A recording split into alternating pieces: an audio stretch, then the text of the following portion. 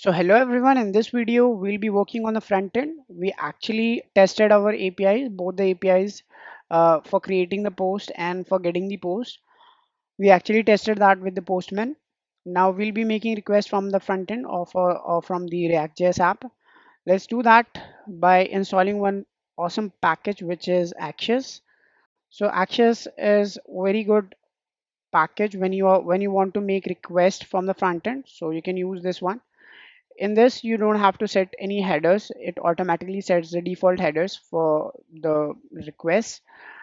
So you can just type npm I and then you can write access.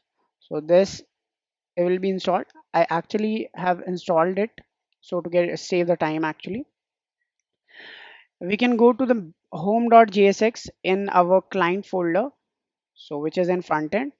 We can go to our home.jsx where we were actually logging out all the details when we were clicking on the submit button.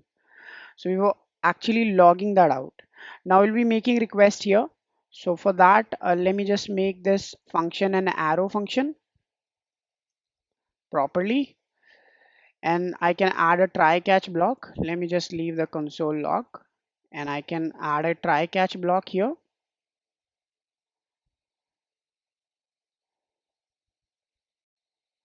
And I can catch the error and console log the error.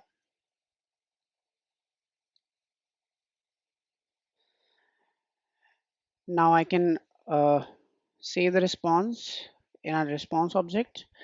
Here I have to make the request, so I'll be importing Axios. After installing that, you can just import it by using import keyword and import Axios from the package Axios. That's it. Now you can use this Axios package here and you can specify what type of request you want to make. Is it get? So you have to write the get here. If it is post, so you can write post here. So I'll be writing post because we are actually posting this data. This is it. Now I can specify the URL for our backend, which was http localhost, and then I can specify the port, which is 5000, and then the actual path. So it was create new block. I think that was the path. Let's confirm it actually, because it is very necessary. Create new block, so it is the same route we have added here. Now after that we can specify the data we want to send in a post request. So this data object which we actually added, so we'll be sending that in the backend. Then I can log the response, and if the response is successful, so I can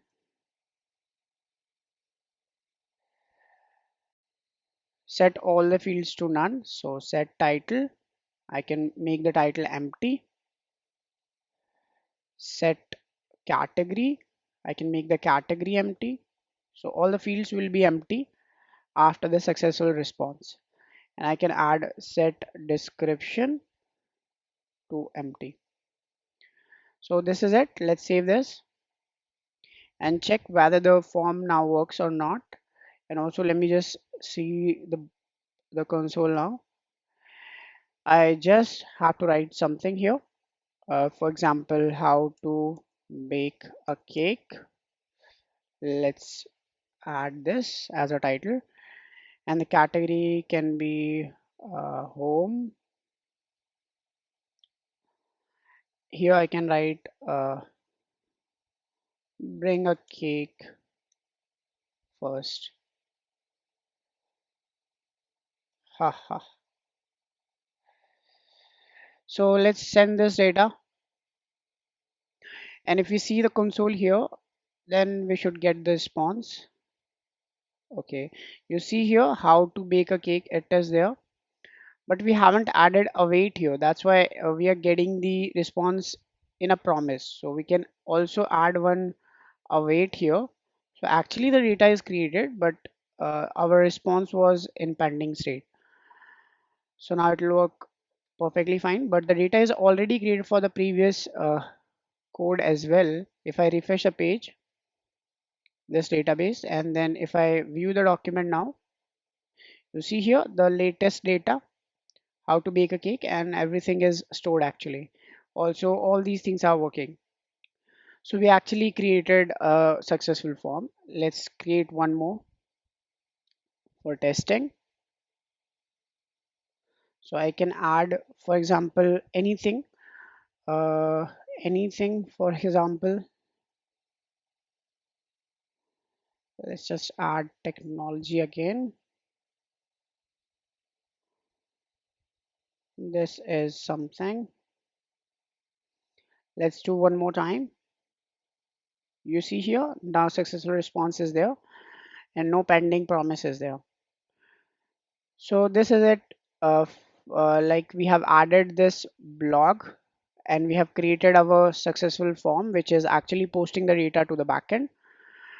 In the next video, we'll be actually creating the blog separate page in a different route. There will be calling all the blogs from the database and we'll render that. So we'll see that in the next video. Thank you for watching. Let's meet in the another one.